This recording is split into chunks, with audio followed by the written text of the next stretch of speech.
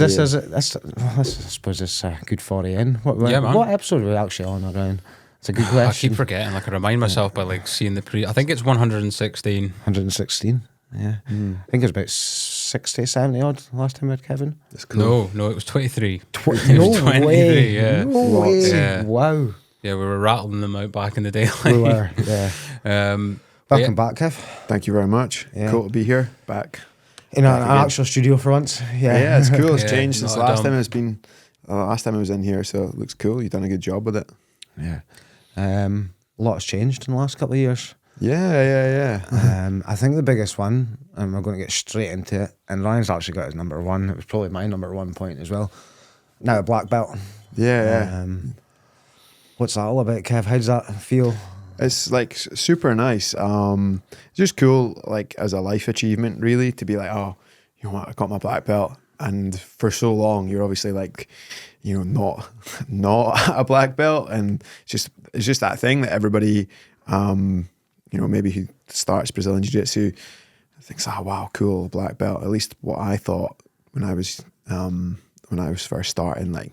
Was like black belts were like Jesus. I was like, oh my God, like this guy's like a god, you know. And it was just so cool. Can I just ask quickly, what was your first experience of another black belt, Kev? Who's your first black belt that you met?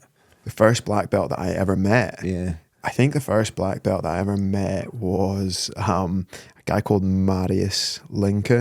The guy died recently. Yeah, he died recently. Actually, he died last year. I think. Yeah, he died. But that was like the first, I think, Brazilian Jiu-Jitsu black belt that I ever met, I think. Did you kind of put him on a pedestal when you met him? I think just any black belt was like on a pedestal, you know, because like that guy obviously could just like crush me, you know, like with absolute minimal effort at all, you know. But like I think also you give them like extra superpowers. You know, he is just like a person. You like that is a piece of cloth around his waist. Yeah. You know, but like you do, like that's what we like to do, isn't it? We like to give that like extra superpowers, don't we? So like at that time as well, you're just like, he would just do something simple and you'd be like, whoa.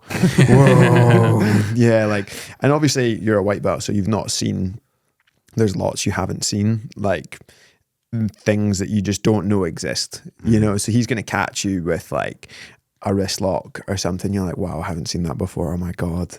And you just, but anything, you just kind of like, you just hype it up because it's like a black belt and you're, but obviously as well, white belt, you're so enthusiastic about the sport as well. Like if you're in and you really love it, like you're so enthusiastic. So then like a black belt just comes and like steamrolls you and you're like, oh my God, like that guy. And you're just like, I don't think I'll ever be that good, you know? So like finally getting there myself, like cool. And a few things that actually surprised me about it, like the first day I rolled after getting my black belt, I was like, well, this doesn't have any fucking magic superpowers. Like I thought like I was going to be doing amazing stuff, but yeah, you're just like, just the exact same, but you know, you just put in the work and it's a nice achievement. But one of the things I think about now is like, I'm happy to admit like there's so much I don't know.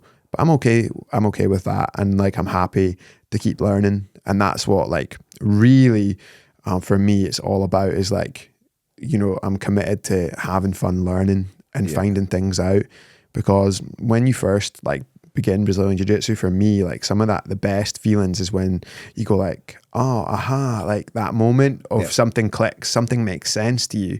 And you're going all through the levels. That's really what keeps you coming back. Or I think, in my opinion anyway, that's what kept me coming back was, I'm going to learn something today, and I'm going to view it like this. I'm just going to learn one tiny thing, and that'll help something make sense. And if you just keep adding those up, I think that's like a really good way to approach it. And you know, eventually, if you get your black belt like that, cool. You know, and a black belt is like one person's assessment of you. You know.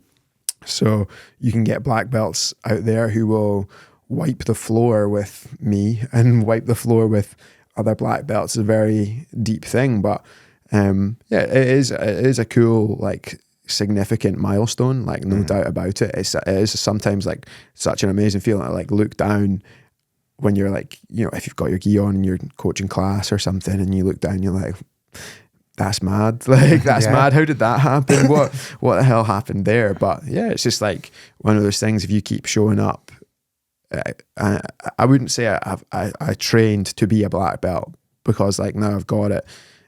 I'm still like committed to wanting to just learn and improve and just be like learning all the time and having fun with it, because that's what it is to me. You know, it's fun.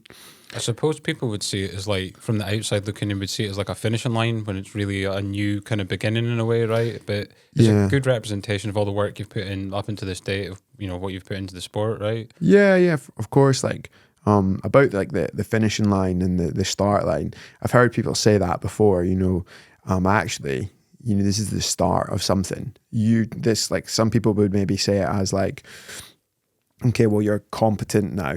Like a black belt has shown that you're like competent across like a good amount of areas, but like you can get like people who are blue belts but have black belt level triangles, black belt level arm bars, or insert, you know, move, position, whatever.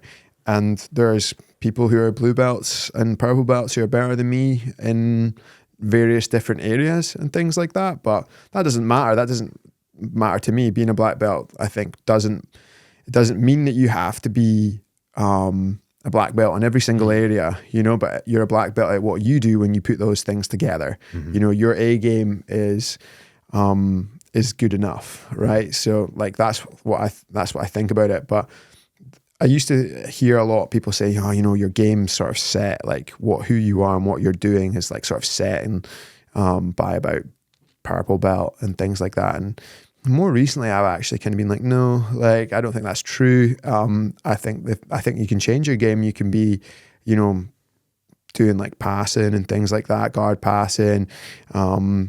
And then actually, if you want to be more of a guard player, like you can start to do that. You know, if you want to be more of a top player, you can start to add that in. And I think that's something that's like indicative of, yeah, it's like a black belt. It's a new beginning. You don't necessarily have to stick with what got you there. You can explore and have fun. And that's just my approach. People could disagree and differ, but yeah, that's what I think about that. It definitely is in some ways like a totally new beginning, especially in regards to competition as well, because you're now going to be competing against other black belts. This is maybe where, you know, this is where it really counts.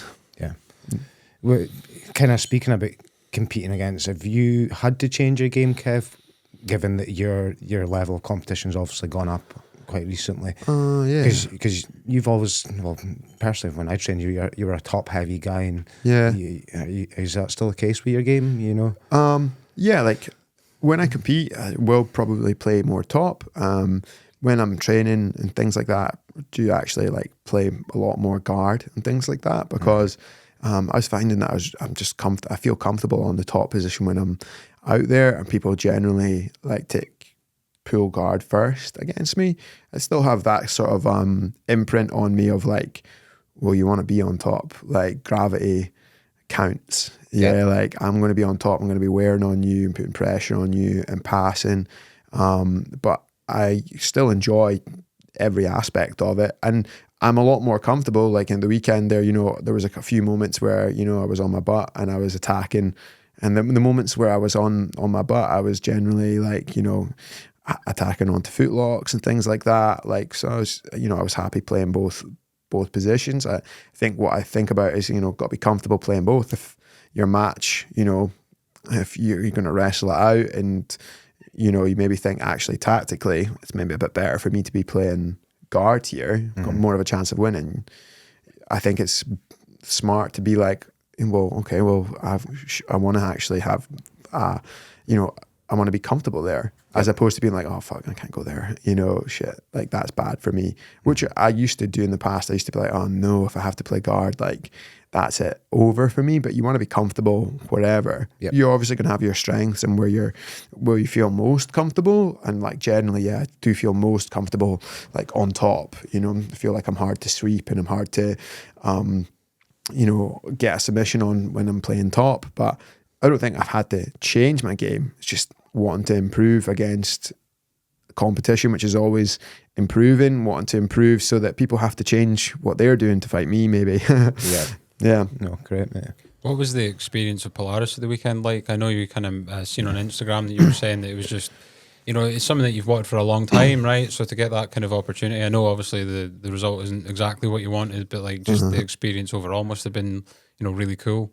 Yeah. Do you know, like I wrote things down about it and stuff like that. I got a bit of a habit of now, like just writing a couple of lines at the end of the day and stuff like that. And I felt like, honestly, like the feeling that I got when I got there was like belonging.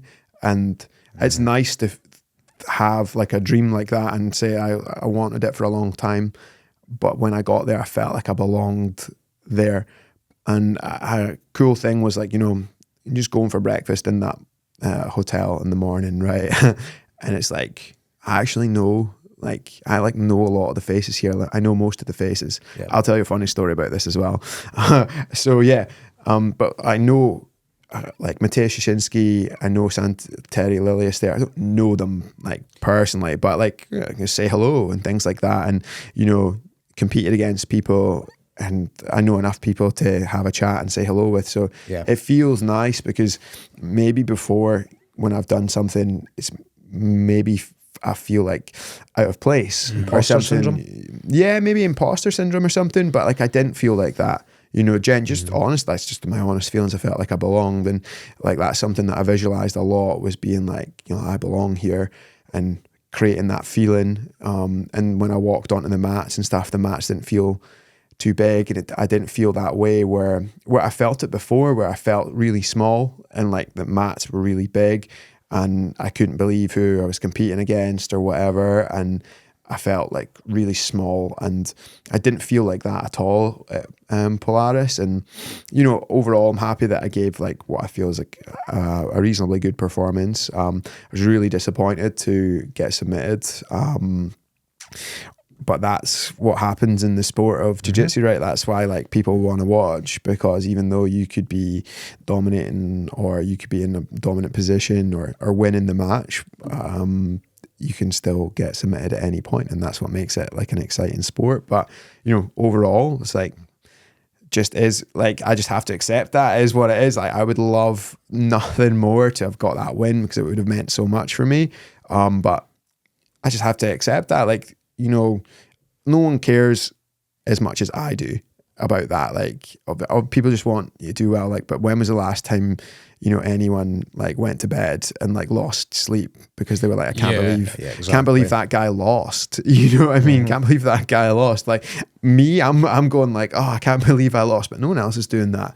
So sometimes it's good to kind of take a step back and see it for what it is. Like, I got there, I would have loved to have got that win, but I totally believe that I'll be back and I'll get that win. And I feel like, the main cards within my reach and within my grasp. And yeah, like it's amazing, because it's important to realize that, like, 99% of people who get into Brazilian Jiu-Jitsu will never win something major, or maybe will never compete at that level and stuff. And sometimes it's important to take a bit of a step back and think like, nobody's like, yeah, it's awesome that you got on there, but nobody's like really truly saying like, you look like an idiot. Like, when you kind of get that feeling within yourself, though, you're like, oh man, like everyone thinks I'm so bad at this.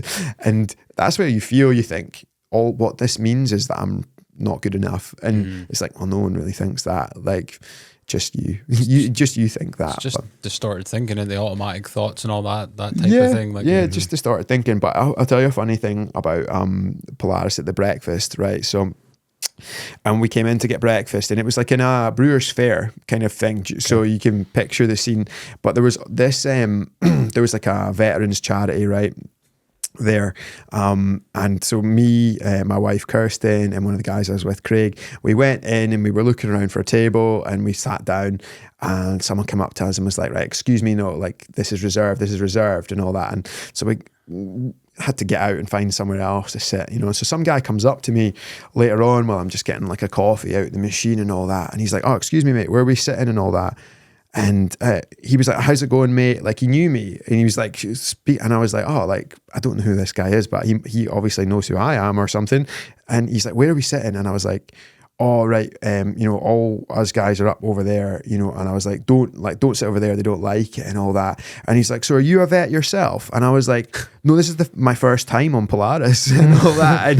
And he was like, what? And I was like, yeah, it's my first time on Polaris and stuff. And he just looked at me a bit funny and he was like, so what squadron were you in and all that? And I was like, no, I'm not military. And he's like, you look like a squaddy. And I was like,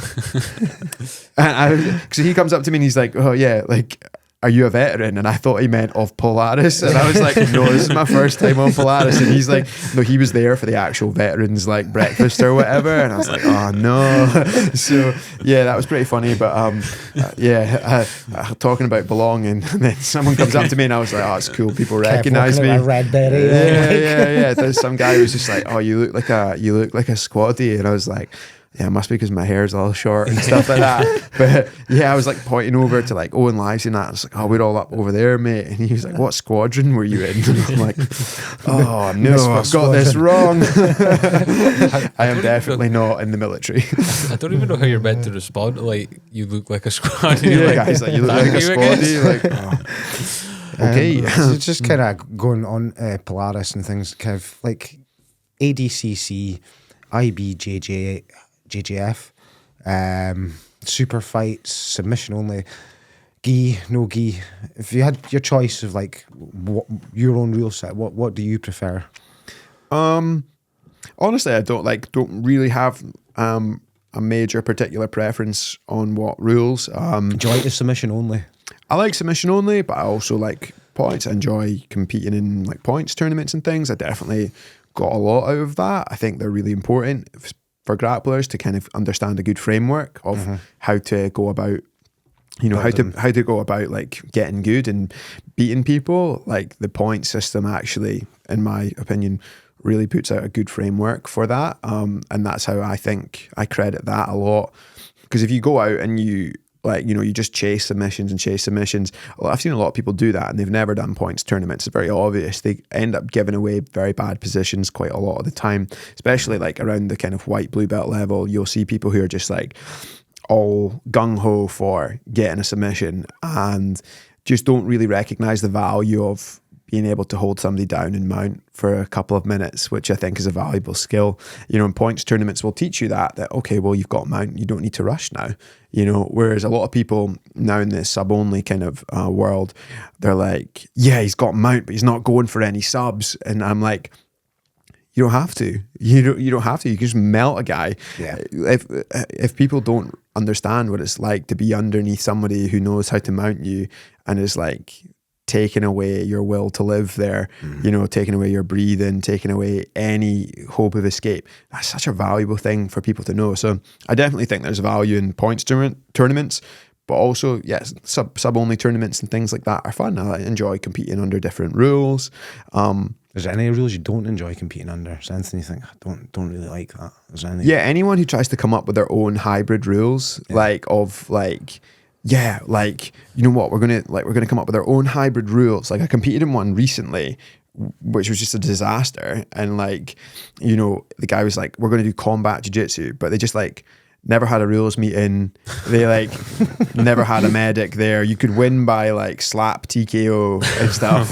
Yeah, and like I was just like, this is just a disaster. And the worst part was they were like, oh yeah, if you get submitted, that's clearly unfair. Mm-hmm. So you have to, you get another round, so you get to go again. So, but the thinking is, it makes it more exciting because, you can come back and submit them and then you have like a best of 3. And like, honestly, if you get submitted, right, it's exceedingly rare that you're going to come back and then submit someone back. Probably you're already psychologically pretty beat, but you're going to get tapped twice. No one wants that. No. But if you come, like, that's just stupid. In terms of rules, I don't like competing under. Like, it just, to me, it makes common sense that, even if you don't submit someone, if you're positionally dominant, like, that is more valuable than somebody who tries to put on a really shit, like, submission attempt, which is not real, and then the 99% of the time they're still getting squashed, but they tried one thing and maybe off of that one thing they got, they get mounted, like to me, that doesn't make sense. No. You know, I think any tournament, there's no specific rule set where I'm like, no, that rule set doesn't make sense. But to me, anything where they sort of say, I will value any submission attempt over, you know, a good couple of minutes of positional dominance. Like, so I don't think that makes much sense. I think there's definitely value and skill, like the amount of skill it takes to hold somebody down or to pass their guard, you know, it's a lot of skill that takes against a good competitor. We see it in MMA, you know, a lot of you're judging based on your cage control, isn't it? Cage control, like now it's gotten so much to the point of like actually being able to control someone fully properly, like that is hard. You know, there's like a hard skill difference there. You know, if you're getting somebody who's like actually just being fully dominated, you know, you're like, wow, there's a real large like skill difference. You know, fights are so much closer now, I think, than they were. You know, it used to be quite often you'd be seeing like one like grappler just absolutely like wipe the floor with somebody else. It's like, it's not the case so much anymore. People are so much more well-rounded. For a grappler, what's easier, a mat or a cage? For a grappler, I think obviously, you know, grappler, if you're a wrestler, like if you've got a cage, like it's just a barrier. Yeah. You'll quite often see what the problem is in some tournaments, which is exciting.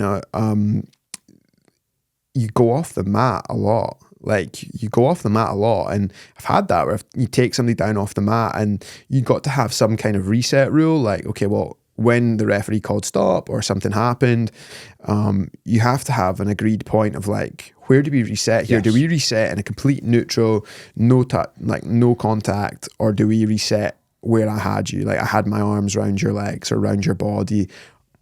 You have to have a reset. Whereas obviously the cage, like prevents, you know, it has a limit, you know, to where you go. But cage wrestling is a skill in itself. Just because you can grapple doesn't mean you can cage wrestle. And that's a martial art really within its own. It's a specific skill set. Some people are like phenomenal cage wrestlers, you know, and I think, you know, like Islam Makhachev and stuff like that. They're like unbelievably good at cage wrestling, and if you get your back put against the fence with them, you know, like you're in like a world of danger. Like not only can they take you down, but they can beat you from there. They can just beat you up against the fence. You're not getting your back off. So it's a difficult question to answer in a way. But you know, if you were just fighting somebody who couldn't grapple, you would obviously want them with a ring around them, because there's another story. Like, you know, actually, we don't practice sprinting after people an awful lot, but like if somebody doesn't want to fight you, they turn and run away. Yeah. Okay, so like this might have, it wasn't me, definitely wasn't me who did this, not me at all, having to chase someone, you know, and they outrun me, not me. But like, yeah, you think, right, like this person, like I'm gonna get them, I'm gonna grab them, take them down, and they're off. Yeah. So yeah, if there was a fence there, that'd be nice. Yeah. So yeah, I was just kind of bringing it back to like, because every kind of mat size and environment seems to be different from watching a bunch of your different matches. There's one in particular that I remember where I think that you had jumped a guillotine on someone and the referee separated it there, and I can't remember who was. I think it might have been Martin that shouted at the referee like he wanted to keep going, ref, or something like that. Oh, this is and that looked like really claustrophobic, like that. Oh kind man, of, So that was, I had a match against this guy called Ben Bennett, and it was the Gorilla Invitational in Manchester, and it was a cool little venue, so small venue, and you know, it was claustrophobic, right? But that was fun. That was like a bit of gamesmanship, right? So like he wrestled up on me and I grabbed the guillotine, but as he wrestled up, he kind of kept going off the mat. So I was like, well, if you want to keep going, let's keep going. So like, but I had a guillotine, so he's already trying to lift me up while we're off the mat, and the referee's shouting stop, you know. And I was like, well, yeah, let's keep going then. Let's keep going. No, you want to keep going. You initiated this off the mats. Yeah. So let's keep going then. And it's just a bit of gamesmanship sometimes, which I love. Just being game, you know, like sometimes part of competition is that it's just that little X factor of like, yeah, who wants it? Like you think you're going to intimidate me, or you think you're going to kind of have these like big boisterous kind of moments, and you're going to like, you know, intimidate me. It's like, nah, let's keep going then. Yeah, So you think shithousery moments in jiu-jitsu. yeah, of course, Yeah. like total shithousery moments and stuff. Can you give us any examples of anything that's happened to yourself or anything like that, Kev? I don't know, fucking like oil checked you or that? Like, no, like I wouldn't be crying like I was like I've been oil checked. No man, like just yeah, like people are generally pretty respectful and stuff, and then anytime stuff like that happens, it's just like a bit of cheek, but people are talking to each other and stuff like that. And you know, I've never really been like a massive like, you know, proponent of that. Like, but Ben Bennett, like he is a massive guy for that. He likes, you know, sticking his tongue out and like, you know, just winding people up and stuff like that. But like, if that's your personality, if that's, you know, the shoe that fits you, wear it. Like, that's cool. Like, just be yourself. I think sometimes, you know, if it doesn't suit you and you try to force it, it's very clear.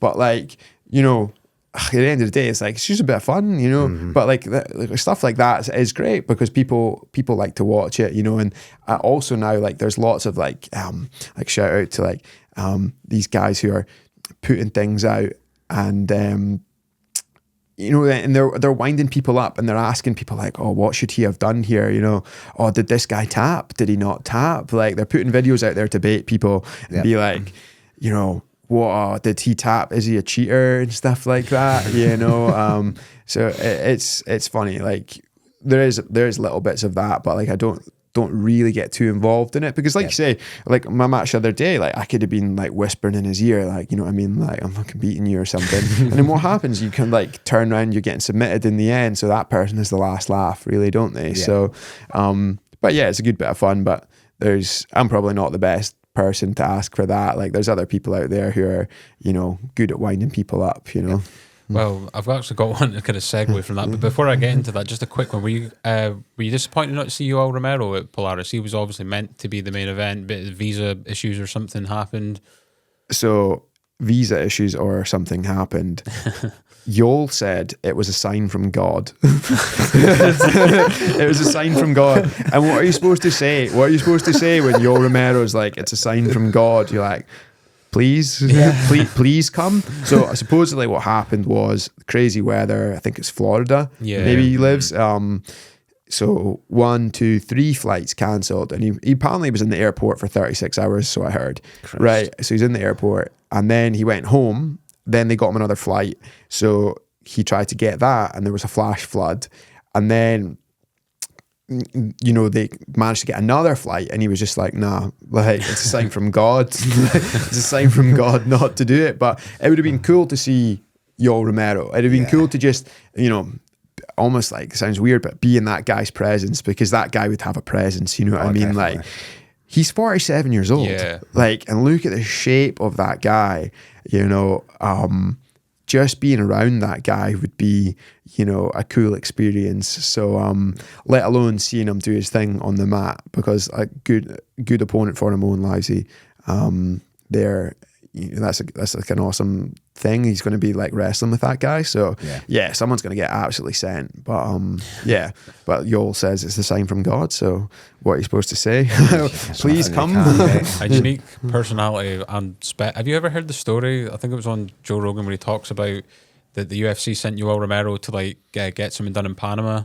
And the guy that examined him went to Dana White. He was like, "Where did you get this guy?" And he was like, just from Cuba. And apparently the tendons that like hold like your eyes together, his are 4 times bigger than like the average human being. I heard that at the weekend. Somebody like some like kind of doctor, ophthalmologist or something was like looking at him, and it was like, yeah, like some of the things like behind his eyes are like 4 times the size. They're like monstrous size. And I thought maybe it's from being like punched in the head or something. But yeah, that's just saying the Grapple Club, if you like check out their Instagram, man, like they love just like winding people up. Or if somebody gets thrown big and stuff like that, get like sent with like a big throw or something, they'll put that up and they'll be like, oh, you know, prayers for, you know, for this guy who just got sent, you know, like, or they'll be like winding them up. They'll be like, is, you know, Christian Osbeck like the GOAT of like no-gi judo or something like that, you know? And shout out to those guys, like they're funny.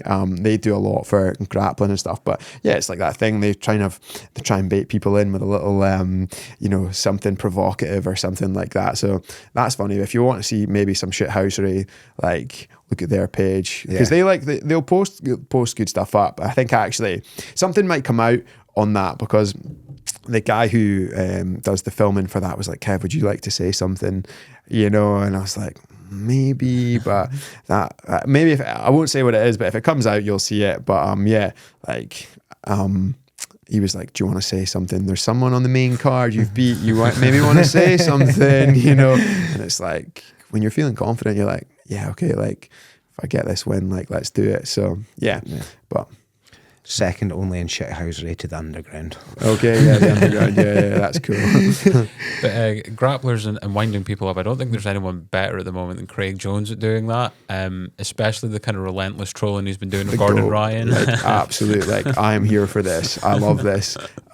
Craig Jones is like hilariously funny, right? And obviously, I think he's just got his finger on the pulse so much, and I think he just realised like, hey, like we're taking this far too seriously, you know. So he's just like, yeah, actually, when you think about it, this is kind of gay, right? You know, this is kind of gay and stuff. And you're kind of, well, before we were all like, you know, we moved from like this position to this position. We're all like dead into like, nah, man, this is serious. Got to call it the Japanese name. And Craig's like, no, we don't. Like, nah, like, stop calling it. I don't speak Japanese. Like, why are we doing this? This is weird, bro. And like, I think that's so funny, because he's just got his finger on the pulse, and just him trolling and all just relentless trolling of Gordon and Mo is like so funny. You know, because at the end of the day, when you just sit back and you just go like, yeah, like that, it is a good laugh, you know. And some people are so like turbo serious about, like, no, this is the Olympics. I'm going to have like 7, you know, ADCC gold medals. And Craig's like, you know, just kind of like, nah, sort of like banter. And I quite like that. He's funny, and he's like, actually seems to be like a genuine, decent guy as well. Because he's doing like stuff for charity. He's in Ukraine. Yeah. You know, I'm like, guys obviously not afraid of getting hurt either, you know. And a fucking brilliant grappler as well. Yeah, he's an unreal grappler. Like, and I think that's it. He just obviously understood, like, you can be more than just a good grappler, and he's got like a good social media. He's an unreal grappler. He just does what he wants to people. You probably have a better answer than me. What ever happened to Kit Dale, Kev? I think Kit Dale honestly like just went off on a different path. Kit Dale's probably cut of the same cloth. Was like, you know, he's an amazing grappler still, but I think he just kind of looked at where he was and thought, I'm not going to make it as the best in the world in this game. I can be really good. I'm probably not going to make it the best in the world.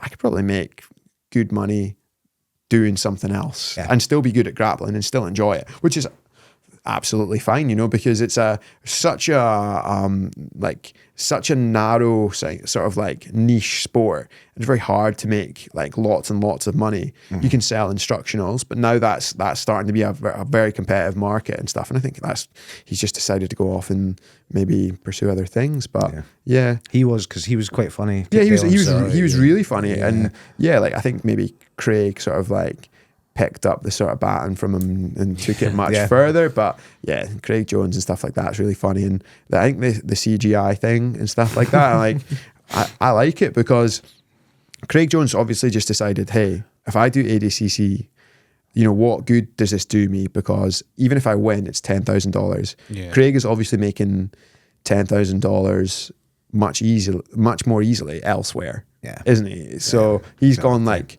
and he's proved a point, and he's like, well, look, it's the Sheikh of Abu Dhabi. Like, there should be millions. There should be a lot of money. And he's very quickly got it together, you know, and managed to provide a lot of money. So he's created another tournament. And like the fact that like Mo and that are having meltdowns on like Instagram lives and stuff like that, he's clearly got under the skin. And it's funny because he just doesn't miss like every single thing. Like it's just every move like Mo and Gordon make, like just like Craig just doesn't miss. He just, it's like they're teeing them up. But like, I think it's, for me, like one of the problems is that this guy who's the organizer is so heavily involved with one team and one guy that they just don't seem to see that that's a problem. And if I was like the guy who, like, because look, at the end of the day, ADCC is like prestigious, yes, and it's got the trials and it's got the tournaments and stuff, and people make their name coming up through that, and that's important. But the guy at the top has gotten so involved in like one side of a team v team beef that it's not professional. Like, you know, it doesn't take a genius to work that out, that he's being very unprofessional by siding in this. And therefore, this is much of his own doing. Yeah. You know, if he wasn't there and if he wasn't so closely connected, Craig probably wouldn't have done that, you know, and it would just been left alone. So if I was like the Sheikh of Abu Dhabi, which I'm obviously not, I would just like remove Mo, because he's just an event organizer at the end of the day, right? And people have been calling out for more prize money and stuff. And this guy's like pushing back on it all the time, you know?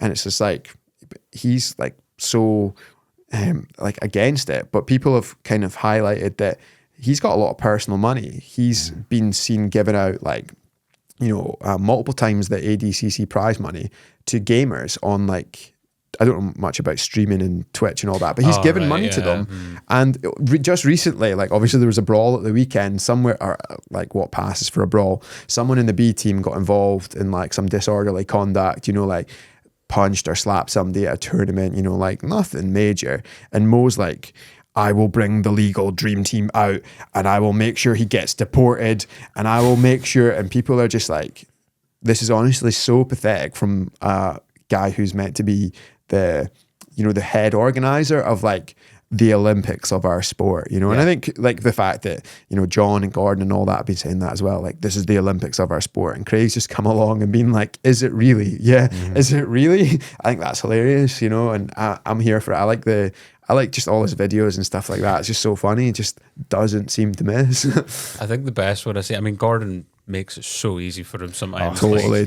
Like, so he's quite big into the whole kind of like Trump thing, that there's American elections this year, and his car got stolen. And this one. Craig Jones, I think he was on like the MMA Hour or something, and he was saying to Ariel Helwani, he was like, this guy's posting about trying to defend the southern border, and he can't defend his own fucking car. It's like, but it is also that, you know what I mean, like those people who are like, we need more guns, we need more men in this country to be men and all that, and then he's like, right, big reward if anyone's seen my car. But also the one that was so funny was like the Miata giveaway. So it was like he was taking the piss. I think what happened was that Gordon was like selling a book and it was called like, you know, Young and Successful or something like that. So it was like a cringy title, right? And like, I think what had happened was like somebody had screwed him over because it wasn't actually all Gordon stuff. Somebody had like actually got the rights to it and all that. And they were like, guys, if you buy my book and you buy something from the Gordon Ryan score, you enter into the Miata giveaway and all that. And Craig Jones got like this Miata, which is like a Mazda, right? It's like a little I think it's the American version of a Mazda, right? And was like, yeah, guys, like I'm giving away a Miata or something like that. You know, he was driving around this Miata and stuff. And it was like somebody had stolen all of Gordon's like, you know, like all of his products, all of his books and stuff like that. And it was meant to be in a warehouse or something. And they were like trying to get it back. And just like Gordon's like totally like fucked it up, scrambled, and Craig's like ripping the piss out of this guy, just not missing whatsoever and just making it so easy. But the fact they're doing it because they know, like obviously they know what kind of person he is. They know that that's going to rile him. And like Gordon doesn't really seem to have that good of a sense of humor in a way. Like, you know, he doesn't really have to seem to have that good of a grasp, because all he seems to be is like, well, I'm like 3-0 against you, Craig. Like, and Craig is just like, that doesn't matter. So what? Like, you know, and everyone's like, you know, Gordon's like, yeah, nice one, Ethan. Like, you've got a DVD on back control, and like you couldn't finish this guy from the back. And Ethan's just like, yeah, nice one, poopy pants. You know, because like they make fun of Gordon's like stomach issues. Like he's got stomach issues, you know, like some people say it's because he's taken like so many steroids and stuff. He says it was because of like, I think he had to take so many antibiotics when they trained in New York. Like they trained in New York in this like blue basement, no sunlight, like hundreds of people, because I've been there. There's like hundreds of people in this room, you know what I mean, all sweating, and they were all getting staph and all that. So Gordon apparently like had to take so much antibiotics, and he claims that it's ruined his stomach, plus whatever, you know, just developmental issues you might get. Yeah, and so he had to pull out a couple of times and stuff because of stomach issues.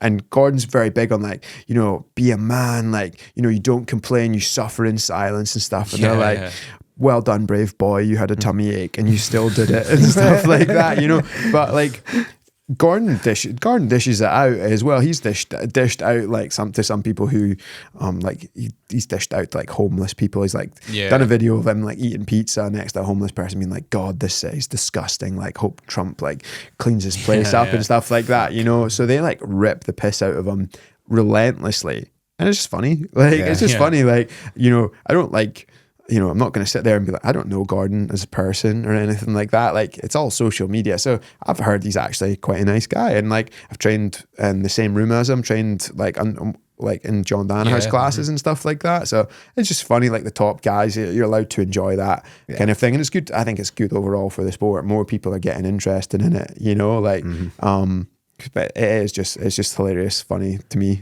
because it's grappling at the end of the day, you know, like all of us, why are we doing this? Like one of the first things, if you stay at this sport, it's because you probably found it good fun when you first like started rolling around with people, you know. So it's a bit of fun at the end of the day. So yeah, for sure. And obviously the CJI. For a minute I thought he was going to call it CGI just because of how much original it rolls off the tongue better. CGI, doesn't it?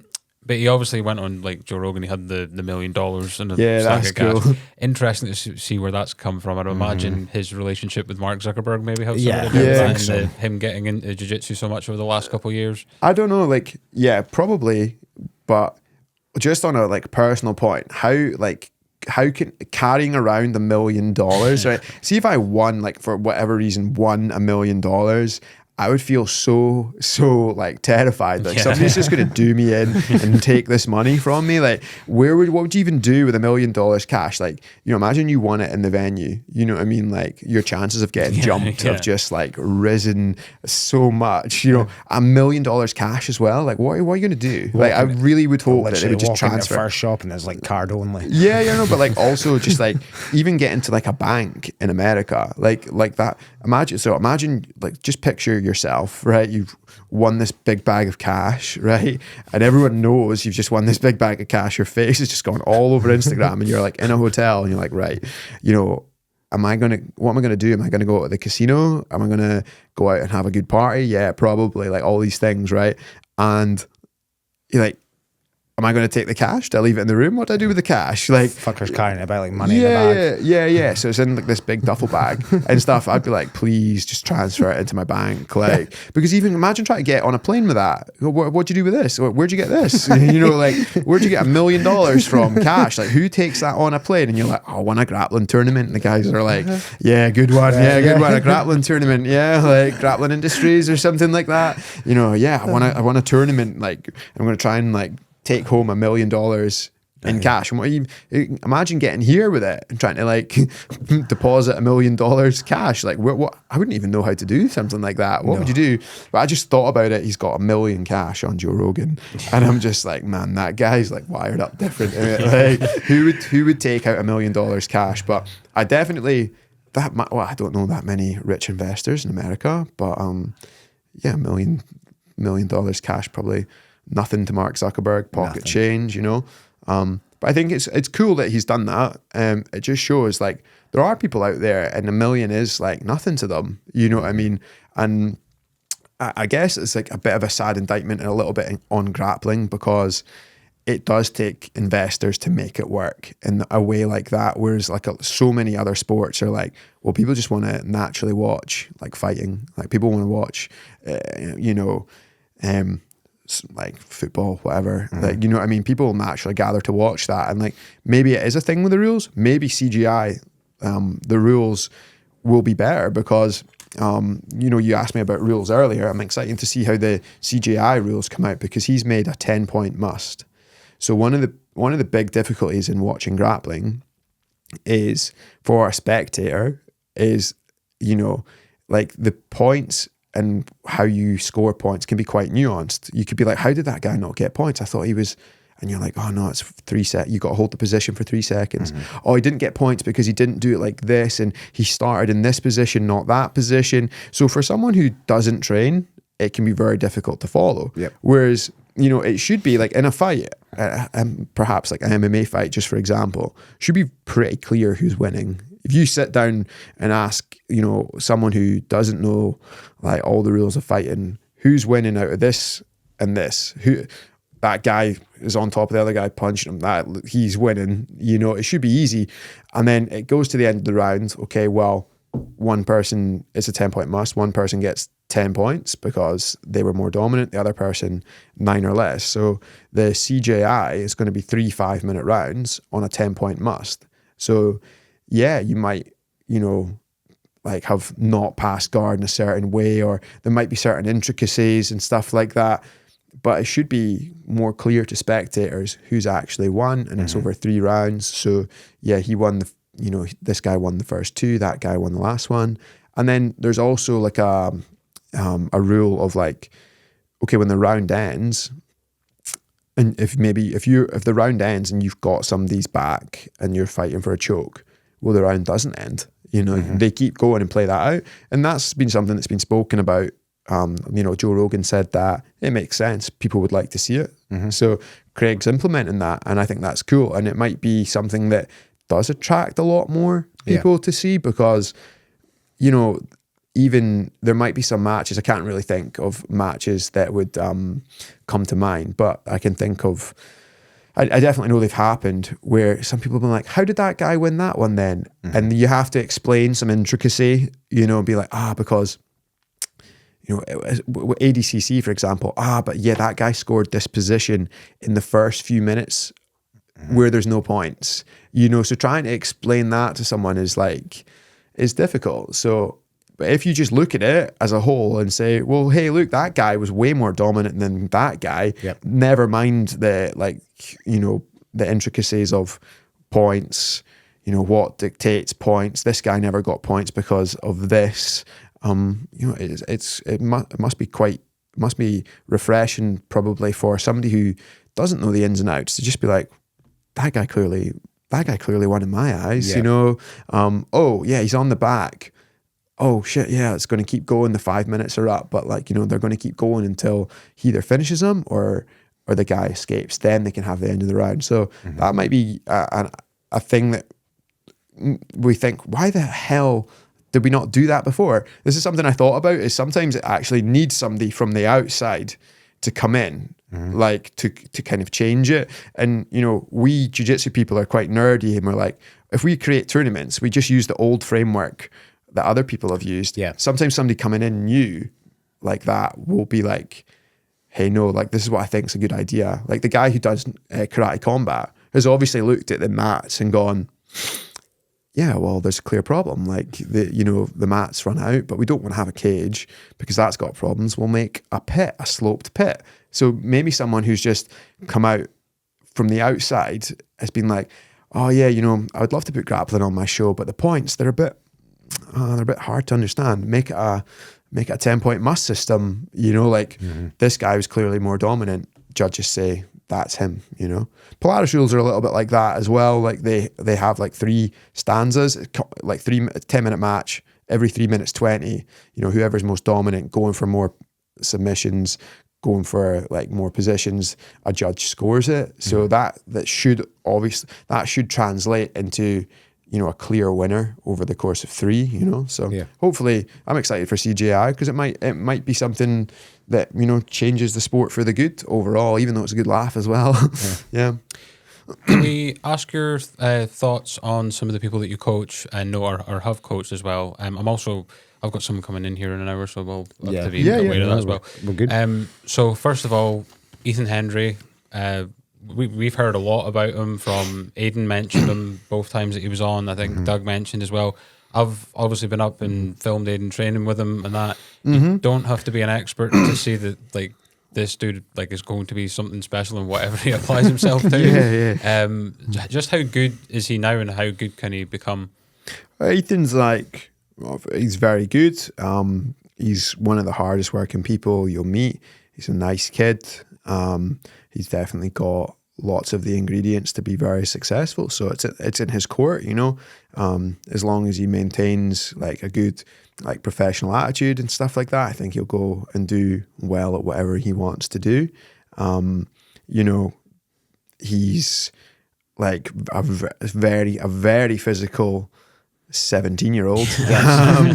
But like here's the reality, okay? Like Ethan got good potential. There's lots of people like that too. So it's what happens when, you know, when he gets to those areas. You've got to keep those things that got you to where you are. You've got to keep going with those. And he's doing great. He's going over to Thailand and things like that at 16. That's a fantastic thing. You know, like not many people are doing that. And also, like, I know other things about the kid that like tell me that he's a genuine kind person as well, and like that's really important. You know, just like with his family and stuff like that. He's a great guy and he's going to do really well, and just even in the last year how much he's improved with his strikings is really good. So he can do so well. Like I genuinely believe that. And like that's one of the things when we created the club, like that's what you want to see. That's what you want to do. Like not a lot of people from the north are going to be known for fighting and their success in like combat sports and stuff. We want to have that where it's like people can go off and do well in combat sports being from here. You know, quite a lot of like this area up here is not really known for producing top level sports people and whatever it might be, you know. Would you agree? Or would you? 100%. And I think maybe one major football player that's come out here in the last 30 years. Stephen Presley, is it? Well, I'm thinking Colin Hendry. Oh, right, yeah. Colin Hendry, Stephen Presley, like, but like more rare, you know. Even like that's a common sport as well. Yeah, common sport. So like, I definitely think, you know, if we were to just like broaden it and talk about common sports and stuff like that, like for sure there's been like a huge lack of investment. You know, like the football pitches up here, taking 20 years like to develop, you know, the Gleaner thing. That stuff like that was just so commonplace everywhere in Glasgow, everywhere, you know, and the coaching and some of the attitudes around it up here, I think are the attitudes around up here is like, well, you know, we're from the north and no one really expects us to do that well. So that's fine. And that's something that I think we really, really pushed back against when we started like SBG. Like it's easy to it would be easy to get a club and just be like, you know what? Give people their blue belts and their purple belts. No problems at all, because it's a small pyramid base. We don't want to make it harder for people, you know, and that's not what it's about. You got to really install an attitude in people like, yeah, you know, like you're from here and you can be proud of that. And actually what we want in the club as well is people being like, oh no, like, you know, when people see that you've got someone from SBG and in your bracket, you're like, oh no, that guy's good. Like, oh, I just know he's going to be good because as a club, they're good. They've got a high standard. The same way, maybe when people are playing football against teams from the south, they're like, oh no, they'll be good because they're from here. You know, you want to create like pride, people from here, and be proud of that, you know, and when like guys like Ethan, Aidan, Shea Montague and stuff like that, they're going out doing so well, like yourself included. Oh, thank you very much, yourself included. But you know, honestly, like it makes me so proud, like that those guys come from here, you know, and maybe they move on. Okay, maybe they move on. There's nothing wrong with that. If that's what they want to do, you know, but they can say that, like, you know, they got a good enough springboard here, you know, and like Shea's he's moved to Glasgow. He's not moved that far, you know.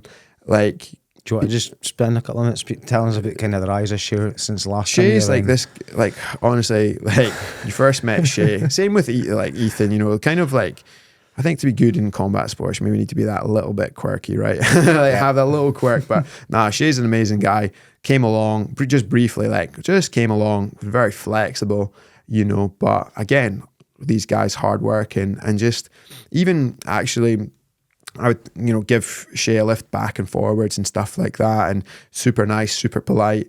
But then, you know, just goes and does that little bit more. Shay would go to like places like Paris and compete in IBJJF. He didn't have a smartphone. He didn't have a phone for a while, you know, and then he would print off like Google Maps, like, okay, this is the way to go. He wouldn't have, you know, he would just go places, you know, and be like, yeah, I just competed and stuff. And he didn't get the success that he wanted. Like early doors, he didn't get the success. A lot of people maybe think, oh God, like, yeah, that guy won like the Grand Slam at Brown Belt and stuff like that. And he's like killing it.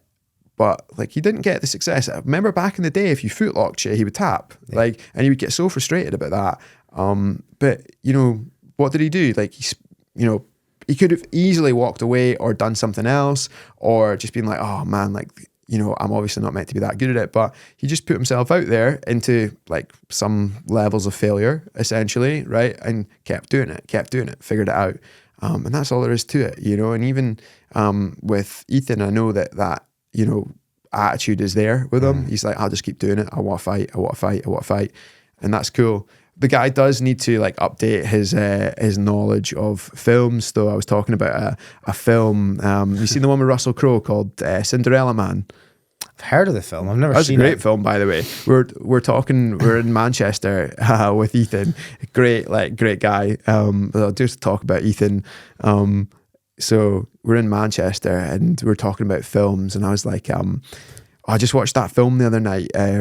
With Russell Crowe. It's called Cinderella Man. It's a great movie and all that. And he's like, aye, is that the one with the 7 dwarves?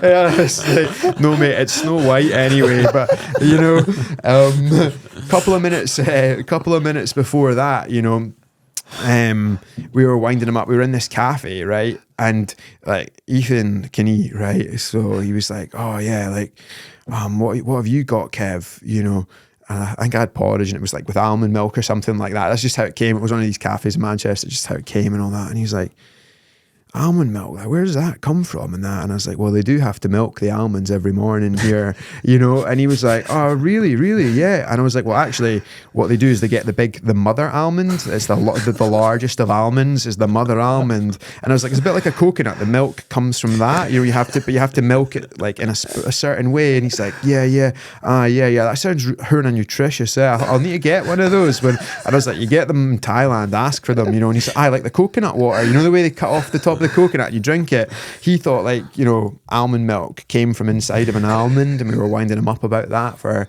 a little while. So good at fighting, general knowledge, bit needs work, but like, I just thought I had to say that one because that was pretty funny. We still laugh about that and call them like the mother almonds. So yeah. Can I just get a quick one? I know we're kind of running out of time. Can you just a couple of minutes on Jamie Steele, because the rise of that guy over the last couple of years has just been phenomenal. He's one of my favourite people ever. Yeah, like. Same again. Like Jamie, over the years has like developed and done really well. But again, consistent attitude, and maybe one of those people. Maybe you might not like me saying this, but some of the people who didn't get success early. A lot of people, you feel like when they're doing well and stuff like that, oh, they just got success, early success. Jamie didn't get early success. Like, he went out and lost a lot of competitions, and it would be frustrating, you know. And I remember screaming at him, like, Jamie, like, you need to do this. And I was like, I'm going to have a heart attack screaming at this guy, you know.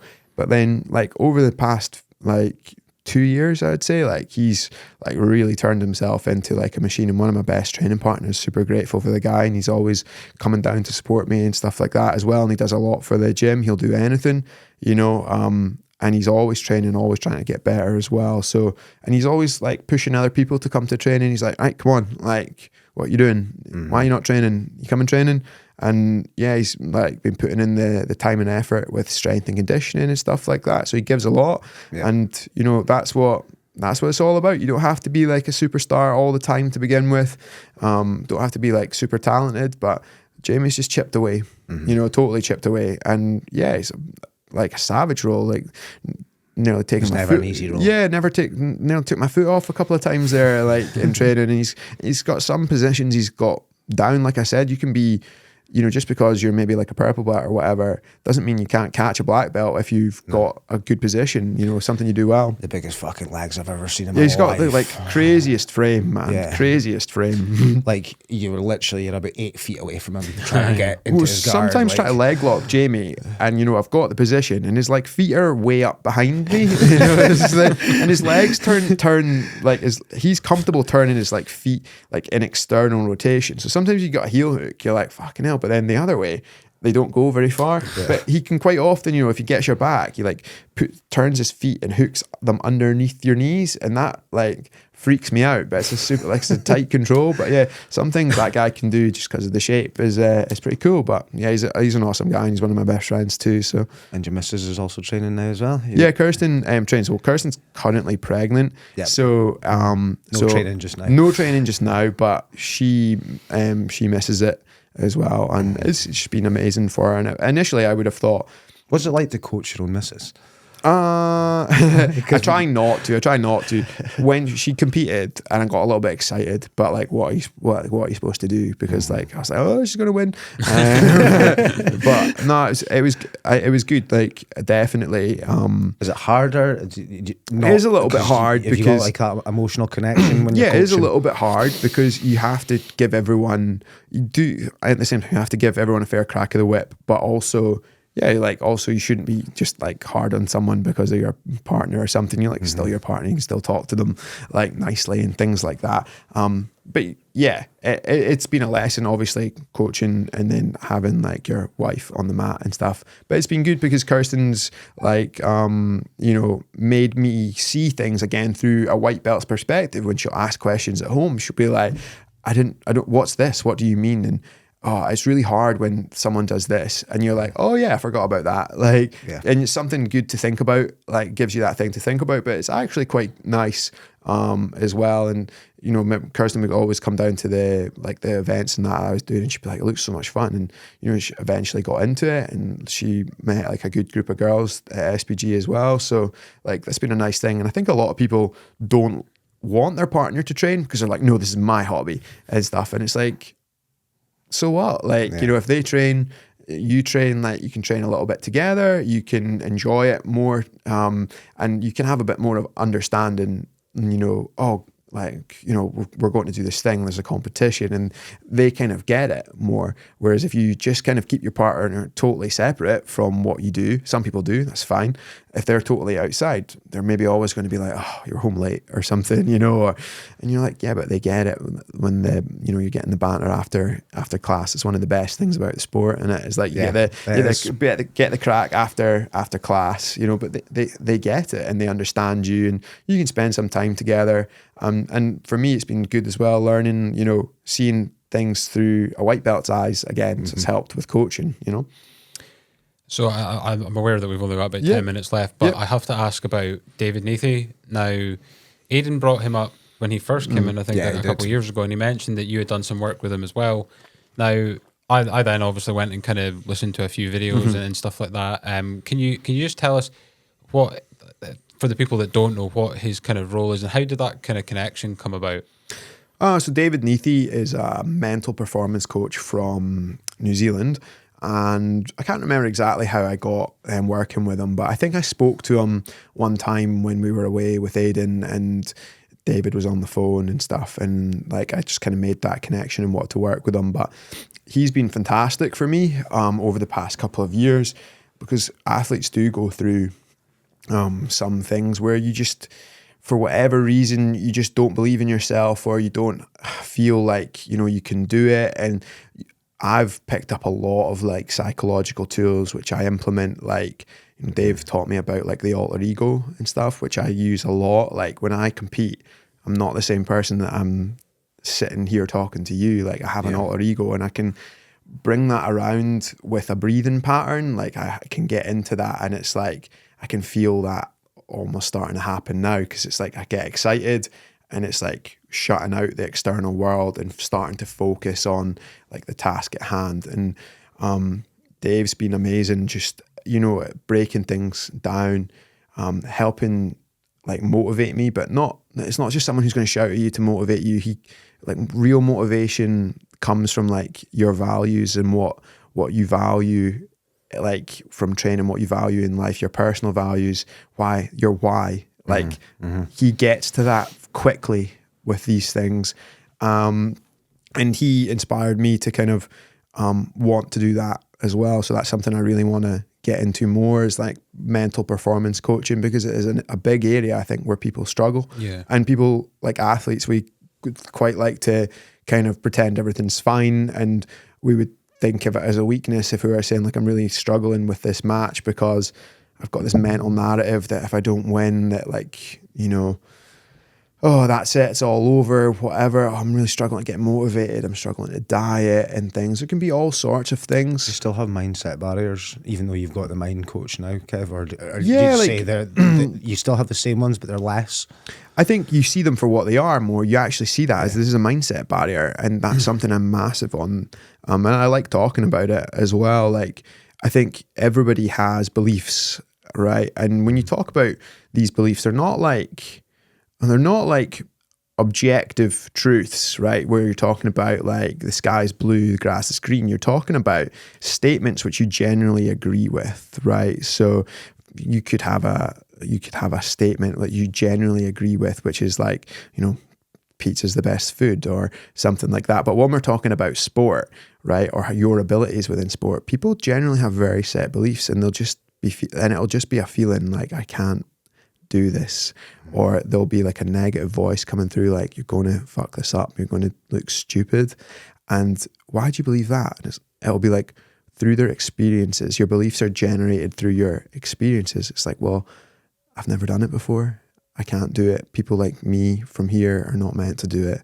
And then you'll notice when some people have broken through that belief, and, you know, you'll see guys who are like talking like, I'm going to do it. Like, and their attitude portrays that belief. You know, you will see people's beliefs in not just what they say, but how they act and what they do and the decisions that they make. You know, if you deeply believe that you're going to the UFC, you're going to start to make those decisions which will impact your life. But someone can say, I'm going to make it to the UFC, and you go, but that's not really your belief. And quite often, this is something that fascinates me, these beliefs. Like, I've been studying NLP recently, and like, we have them in every area of our life, you know.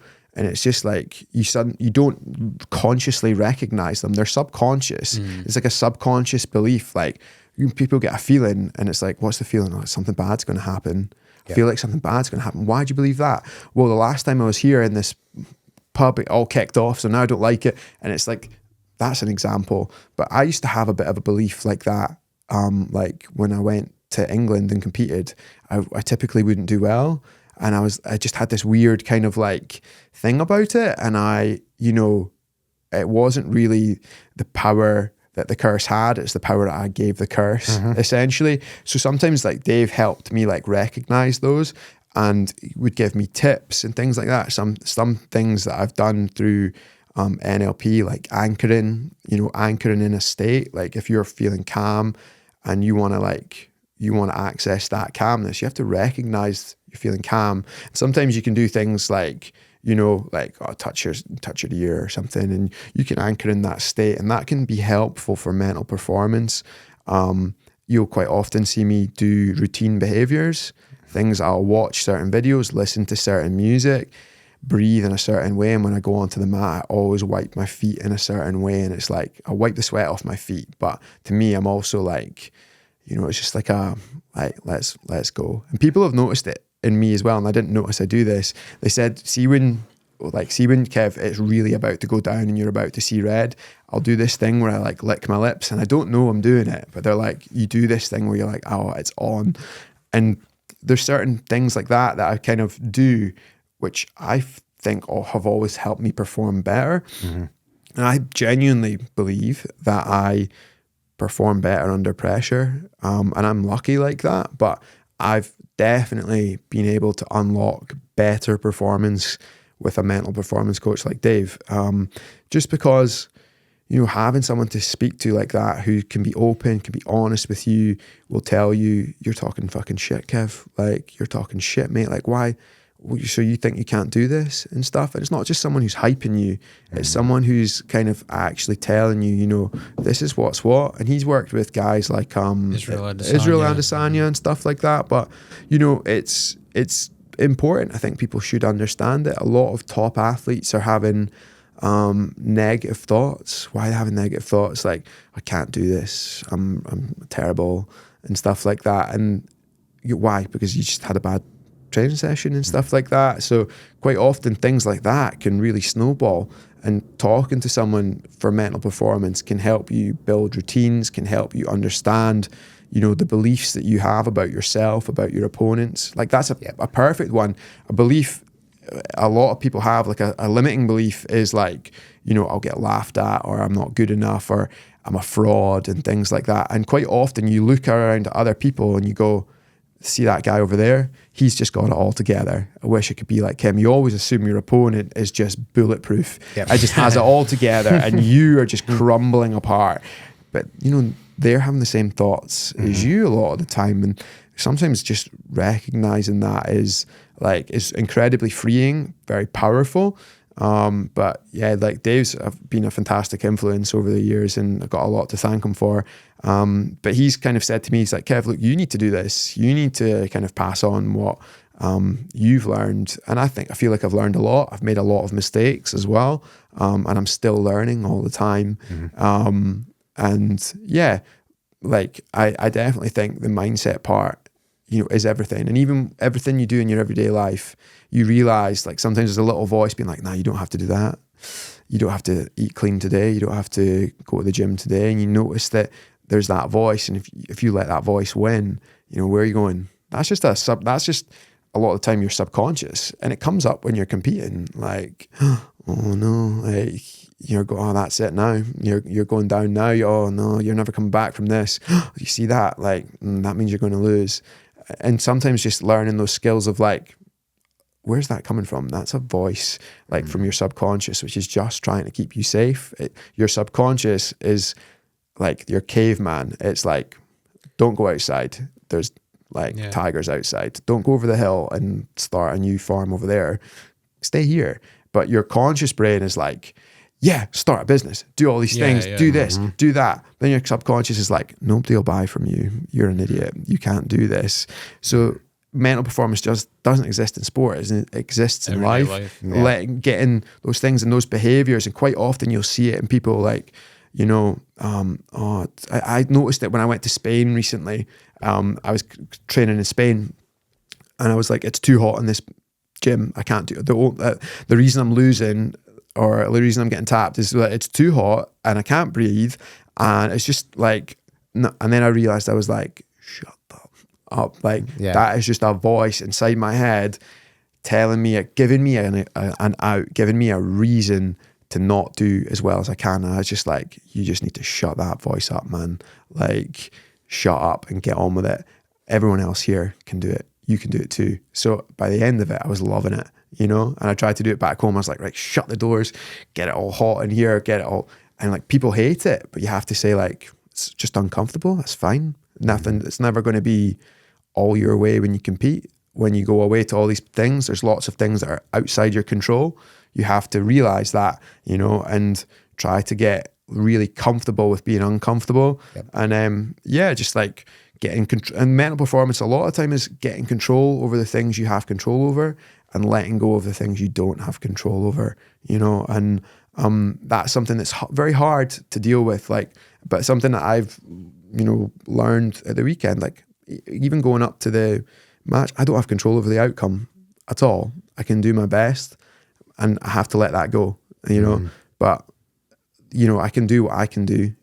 I can prepare hard. I can try hard.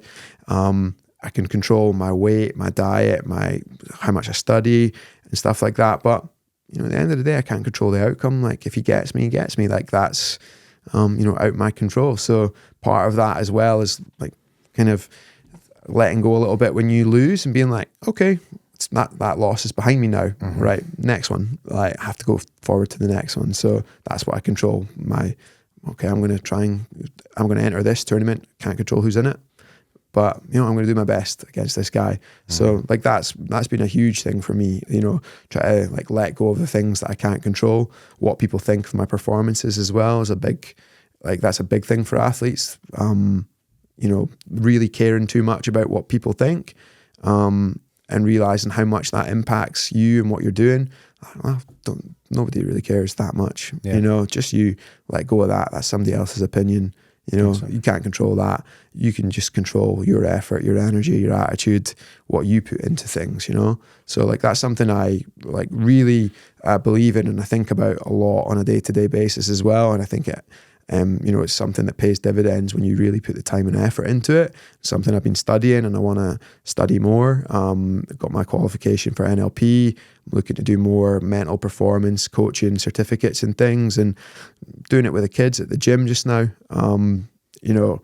Right, guys, score your effort at the end of class. Right, guys, evaluate your performance. We're going to set a goal. Everybody's got this like piece of paper. You're going to write your goal on it, and we're going to go for that goal. Smart goals. We're going to do this, and we're all going to improve over the next couple of weeks. But you have to score your effort. So what I've taken from the last hour and a bit of speaking to you, Kev, is your jiu-jitsu is very much like your life. Push your boundaries, get comfortable with being uncomfortable, and you kind of take that through. Yeah, try at least. Yeah. Try. I'm not perfect. Nobody is, but just gotta you just gotta keep going for it. Like we're all going to be dead in a box one day, so you might as well like try and push it a little bit harder, because I think a lot of people are very comfortable being put in boundaries and being told like, no, it's fine, you're from a little town, nobody expects you to do well, and what, you went to the gym last night, you went to the gym already today, so what, why not, why can you not do more? Why'd you have to accept whatever? Why'd you have to even accept, just got to go to work, that's what it is? Oh, do you? Why can't you do what you want to do? What would you do if you didn't have a job? Oh, well, I'd probably do more of this.